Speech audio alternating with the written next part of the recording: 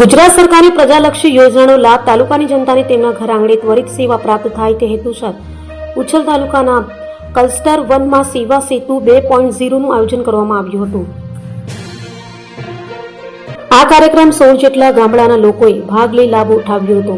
આ કાર્યક્રમ રાજ્યકક્ષાના મંત્રી શ્રી જયરામભાઈ ગામિતની અધ્યક્ષમાં યોજવામાં આવ્યો હતો। તેમણે જણાવ્યું કે ગુજરાત સરકારની દરેક વિકાસલક્ષી યોજનાઓ દરેક ગરીબ વર્ગ સુધી સરકાર પહોંચાડે છે, જેનો લાભ છેવાડાના લોકો ખૂબ મોટી સંખ્યામાં ઉઠાવે તેવી અપીલ કરી હતી। આધાર કાર્ડ, રેશન કાર્ડ, ખેતીવાડી સંબંધિત વારસાઈ, પીએમ કિસાન સન્માન નિધિ, બાળ કલ્યાણ વિભાગ દ્વારા હાથ ધરવામાં આવેલ ઝુંબેશ, વિધવા પેન્શન, વૃદ્ધ પેન્શન, આરોગ્યલક્ષી જેવા કામો સ્થળ પર જ થાય તેવી વ્યવસ્થા ઊભી કરવામાં આવી છે, જેનો લાભ ઉચ્છલની જનતા ઉમળકાભેર ઉઠાવે તેમ જણાવ્યું હતું। આ અવસરે મસુદાબેન નાઈક, અધ્યક્ષ શ્રીજી, સામાજિક ન્યાય અને અધિકારીતા જિલ્લા પંચાયત તાપી, ઉચ્છલ તાલુકા પંચાયત પ્રમુખ શ્રીમતી મંજુલાબેન વડવી, ઉચ્છલ તાલુકા સરપંચ એસોસિએશન પ્રમુખ શ્રી બિપિનભાઈ ગામિત, ઉચ્છલ તાલુકા ભાજપા પ્રમુખ શ્રી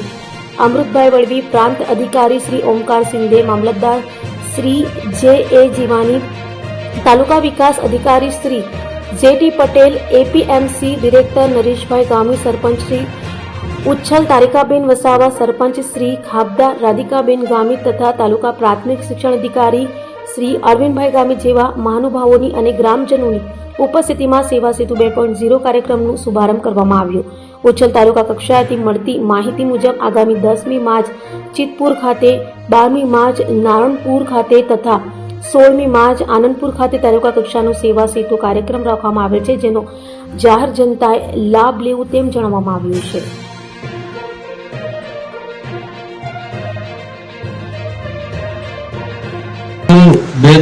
ના કાર્યક્રમમાં આપણી વચ્ચે ઉપસ્થિત આપણા પ્રાંત અધિકારી શ્રી સિંધે સાહેબ, મંચ પર ઉપસ્થિત ઉચ્છલ તાલુકા પંચાયતના પ્રમુખ શ્રી મંજુલાબેન વડવી, જિલ્લા પંચાયતના સભ્ય અને સામાજિક ન્યાય સમિતિના અધ્યક્ષ આપણા મસુદાબેન નાઈક, મામલતદાર શ્રી ડીડીઓ શ્રી એપીએમસીના ડિરેક્ટર નરેશભાઈ વસાવા, અમારા તાલુકા ભાજપના પ્રમુખ અમૃતભાઈ, મહામંત્રી યાકુબભાઈ,